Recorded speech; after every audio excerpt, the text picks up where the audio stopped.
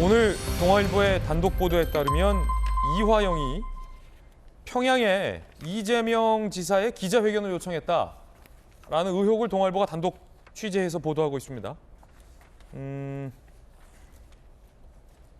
관건은 이 검찰 수사의 완성도에 달렸겠죠. 증거가 있느냐 이 말입니다.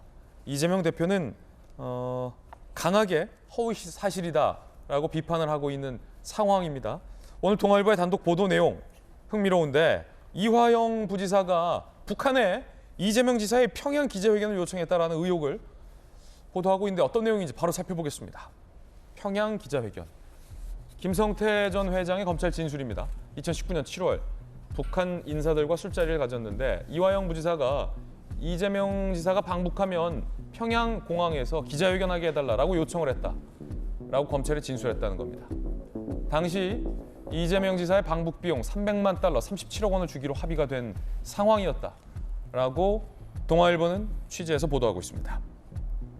박수석, 예. 저 말은 이 지사의 방북은 뭐 비용도 다 주기로 했고 방북은 기정사실화됐고 그 이후에 평양공항에 내리면 거기서 이제 기자회견하게 해달라라는 굉장히 좀 디테일한 걸 이화영 부지사가 요청했다라는 김성태 전 회장의 진술이에요. 일단은 김성태 전 회장의 진술인데 새로운 게 또 나온 거죠. 그동안 300만 달러, 그러니까 우리 돈 한 40억 좀 못된 돈을 주면서 그 북한 인사의 얘기를 김성태 전 회장이 얘기했죠.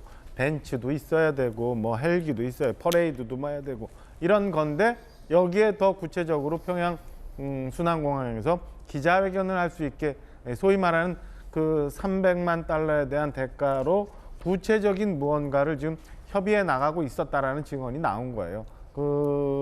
글쎄 일단은 첫째 하나 경기도지사 차원에서 저런 대북 사업을 저렇게 엄청나게 벌릴 수 있느냐라는 궁금증도 있을 수 있겠지만 이렇게 구체적으로 나오는 김성태 전 회장의 증언을 이재명 대표는 아직도 소설이라고 얘기하고 있습니다. 그리고 저희가 조금 이따 다루겠습니다만 중간에 고리가 됐다고 하는 이화영 전 부지사는 또 다 부인을 하고 있어요. 이거는 나와 모르는 일로 진행이 됐다. 근데 그 사이에 우리가 뭘 봤습니까? 북한으로 넘어간 경기도지사 직인이 찍힌 도장을 봤죠.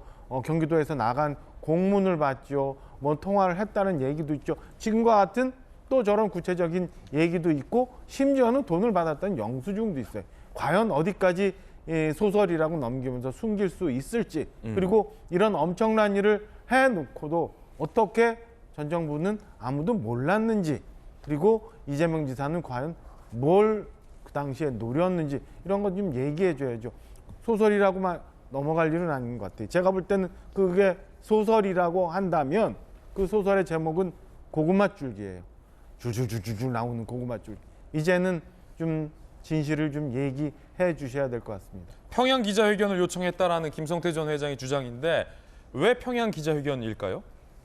굉장히 상징성이 있잖아요. 그러니까 그전에도 말씀드렸지만은 당시 보면은 문재인 전 대통령이 평양을 방문하고 평양 선언을 하고 9.19 군사 합의를 하고 하는 과정에서 굉장히 대규모의 방북단이 갑니다. 거기에 이재명 지사는 빠져 있어요. 그러니까 소위 지난 정권의 대북 사업에서 이재명 지사는 뒷전이었어요. 오히려 경쟁자라고 할 수 있는 박원순 시장은 거기를 같이 가요. 그러니까 이재명 전 지사 입장에서는 대권 프로젝트를 진행을 해야 되는데 내가 뒤처져 있으니까 문재인 전 대통령 급이나 아니면 박원순 전 시장 급이나 들 수 있게 내가 대북 사업 이 어려운 과정에서 대북 사업을 진행을 했고 북한과 이런 아주 공고한 라인이 있고 그래서 만약에 내가 대권을 잡게 된다면 우리나라 남북 평화의 무드가 굉장히 갈 거라는 굉장히 큰 분홍빛 전망을 국민들한테 줄 수 있는 거거든요. 그 분홍빛 전망을 줄 수 있는 바로 현장에서의 제일 큰 홍보 매체가 평양에서의 기자회견이죠. 기자회견하면 저게 국내 뉴스로만 가겠어요? 저거는 전 세계적인 뉴스가 되잖아요. 그러니까 그런 점을 노리고 아마 평양에서의 기자회견까지도 해달라고 요구를 했을 가능성이 있다고 저는 추측을 합니다. 말씀드렸듯이 김성태 전 회장의 아직은 일방적 진술이고요. 이화영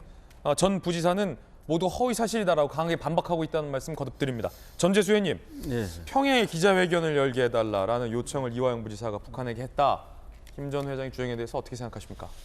조금 전에 우리 김신 앵커께서도 이제 말씀하셨듯이 김성태 회장의 일방적 진술이죠. 예, 수사 과정이고 수사 과정의 일방적 진술이 언론을 통해서 생중계되듯이 지금 매일 보도가 되고 있습니다.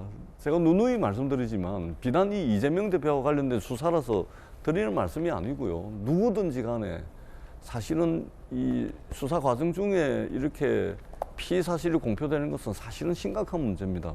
뭔가 있는 것 같잖아요. 기소도 아직 안 됐고 수사도 아직 안 끝났고 더더구나 재판도 아직 시작도 안 했는데 뭔가 있는 것처럼 이런 이제 이미지와 뉘앙스를 주기 때문에 제가 이제 누누이 이제 드리는 말씀이고 이거는 누구든지 마찬가지입니다. 이 말씀을 제가 다시 한번 꼭 좀 드리고 싶고 지금 이제 이야기가 되고 있는 2019년도 7월이라고 하는 것은 그때 당시 상황이 어땠냐면 하노이에서 북미 정상회담이 이게 완전히 어그러져 버립니다. 이 판이 깨져 버리죠. 그 다음에 이제 평양 공동선언 1주년 기념 행사를 앞두고서 북한이 불참을 결정합니다. 예. 그리고 월드컵 예선전 경기가 있는데 생중계하기로 한 것을 없애버리고 또 이제 응원전 하기로 한 것도 없애버리고 그래서 말하자면 이제 남북 관계가 파국으로 치닫고 있던 그 와중이거든요. 그 와중에 이재명 그때 당시 지사가 평양에서 기자회견을 주선한다. 이게 남북 관계가 굉장히 복잡하고 국제 정세 속에서 통제받고 흘러가는 것인데 일개 경기도지사가 평양 가가지고 기자회견 한다.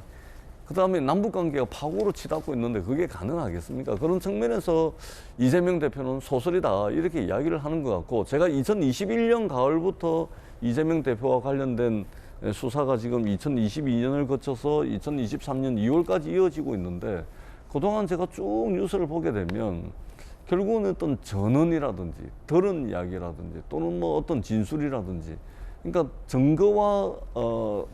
증거로서 이제 증명되지 않고 이런 것들로 이제 거의 이제 해수로 3년 가까이 흘러오고 있습니다. 그렇기 때문에 결국은 검찰이 기소를 할 것이고 재판에서 유무죄를 치열하게 다투게 될 것이고 그 결과는 법정에서 다 나올 수밖에 없다 이렇게 생각을 합니다. 그렇기 때문에 지금 현재까지 서로 일방적 진술들과 주장들이 맞부딪히고 있기 때문에 저희들이 좀 지켜봐야 되겠다 이런 말씀을 드리도록 하겠습니다. 예.